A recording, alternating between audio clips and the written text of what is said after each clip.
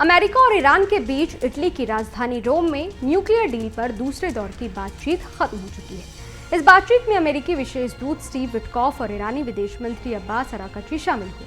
हालांकि अभी तक ये साफ नहीं हो पाया है कि अरागची और विटकॉफ ने सीधे तौर पर बात की है या नहीं। अगले हफ्ते शनिवार को बातचीत का तीसरा फेज शुरू होगा।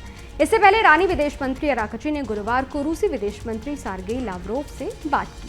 इस दौरान अरागची ने कहा कि अमेरिका के इरादों पर भरोसा नहीं है, लेकिन फिर भी बातचीत करेंगे। ऐसे में अगर अमेरिका और ईरान के बीच की बातचीत विफल होती है तो क्या ईरान और इजराइल के बीच जंग होगी, क्योंकि इजराइल ईरान पर हमला करने के लिए तैयार बैठा है। अगर इजराइल और ईरान के बीच जंग होती है तो जीत किसकी होगी, दोनों की सैन्य ताकत कितनी है, चलिए इस वीडियो में जानते हैं। नमस्कार, मैं हूं अदिति शाह और आप देखना शुरू कर चुके हैं न्यूज नेशन डिजिटल।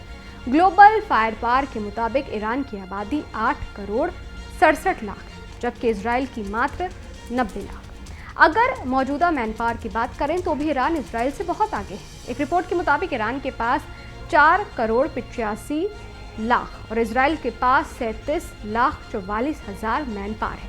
इनमें से ईरान 4 करोड़ से ज्यादा लोगों को तुरंत सेना में भर्ती कर सकता है, जबकि इजराइल के पास 31 लाख 11 हजार लोग हिस्स लायक हैं। ईरान की सेनाओं में 5 लाख 75 हजार लोग एक्टिव पर्सनल हैं, जबकि इजराइल के पास मात्र 1 लाख 73 हजार लोग हैं। 4 लाख से ज्यादा का अंतर है। जहां तक बात है रिजर्व फोर्स की, तो यहाँ इजराइल आगे है। उसके पास 4 लाख 65 हजार की रिजर्व फोर्स है, जबकि ईरान के पास 3 लाख 50 लोग ही हैं। लेकिन ईरान के पास 90 हजार पैरामिलिट्री जवान हैं, इजराइल के पास मात्र 8,000। इजराइल के पास 4 लाख 65 हजार की रिजर्व फोर्स है, जबकि ईरान के पास 3 लाख 50 हजार की रिजर्व फोर्स। ईरान के पास 90 हजार पैरामिलिट्री जवान हैं, इजराइल के पास 8,000 पैरामिलिट्री जवान है। इजराइल के पास 32 डेडिकेटेड अटैक एयरक्राफ्ट है, वहीं ईरान के पास सिर्फ 23 है। ईरान के पास ट्रांसपोर्ट एयरक्राफ्ट 86 है, जबकि इजराइल के पास सिर्फ 15। इजराइल के पास ट्रेनिंग देने वाले फाइटर जेट्स 153 हैं, जबकि ईरान के पास मात्र 94।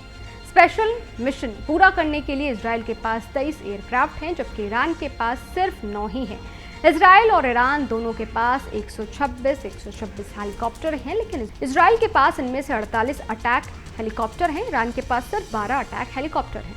टैंक्स की अगर बात करें तो इजराइल के पास मात्र 2200 टैंक्स है, जबकि ईरान के पास 4071 टैंक्स है। सेल्फ प्रोपेल्ड आर्टिलरी की अगर बात करें तो इजराइल इसमें आगे है, उसके पास 650 आर्टिलरी है, जबकि ईरान के पास मात्र 580 ही है। ईरान के पास खींचकर ले जाने वाली आर्टिलरी ज्यादा है, उसके पास 250 स्टोर्ड आर्टिलरी है, जबकि इजराइल के पास 300 ही है। ईरान के पास 1085 मोबाइल रॉकेट प्रोजेक्टर्स हैं, इजराइल के पास कुल 300 मोबाइल रॉकेट प्रोजेक्टर्स हैं। इजराइल क्षेत्रफल के मामले में ईरान से बेहद छोटा है। ईरान 16.48 लाख वर्ग किलोमीटर में फैला है, जबकि इजराइल मात्र 20,770 वर्ग किलोमीटर में। इजराइल के साथ एक चीज अच्छी है कि उसकी सीमाएं ज्यादा देशों से साझा नहीं है। तटीय सीमा भी मात्र 273 किलोमीटर की है, जबकि ईरान की 2,440 किलोमीटर की है। इससे पहले 30 मार्च को ट्रंप ने ईरान को धमकी दी थी कि अगर वो अपने न्यूक्लियर प्रोग्राम पर किसी समझौते पर नहीं पहुंचता तो अमेरिका उस पर बमबारी कर सकता है। ट्रंप ने ईरान पर सेकेंडरी ट्रैफिक लगाने की भी धमकी दी है। हालांकि अब देखने वाली बात यह होगी कि ईरान और अमेरिका के बीच न्यूक्लियर डील को लेकर जो बातचीत हो रही है वो सफल होती है या नहीं।